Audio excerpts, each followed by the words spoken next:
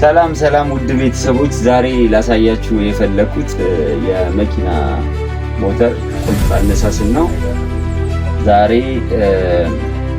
ማንኛውም ለማጅ ወይም ደግሞ አዲስ ሰው የመኪና ሞተር ቁልፍ ከማስነሳቱ በፊት ምን ማድረግ አለበት የሚለውን ነገር ላስረዳችሁ ነው የምፈልገው።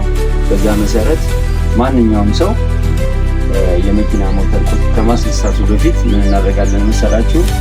የመኪና ማርሻችንን ዜሮ መሆኑን ማረጋገጥ አለብን። ዜሮ ሳናደርግ ብናስነሳ መኪናው ይዘላል። ከዘለለ ደግሞ በቅርብ መኪናና ሰዎች ካሉ ይገጫል፣ ይጎዳል ማለት ነው። ስለዚህ ያ ነገር እንዳይሆን ሁለት ነገሮች መጠንቀቅ አለባችሁ ማለት ነው። ማንኛውም ሰው በተለይ መኪና የሚነዳ ሰው ሞተር ባያስነሳ ይመከራል። አስነሳለሁ ብሎ ካሰበ ግን የመጀመሪያው ስር የመኪናው ማርሹ ዜሮ ላይ መሆኑን ቼክ ማድረግ አለበት ማለት ነው። ዜሮ ከሆነ ሞተር ቢያስነሳ ምንም ችግር የለውም ማለት ነው። ሌላው ደግሞ ምንድነው አንዳንድ መኪናዎች አሮጌ የሆኑና ዜሮ መሆናቸው ሊደባለቅብን ይችላል። ስለዚህ ምንድነው የምናደርገው?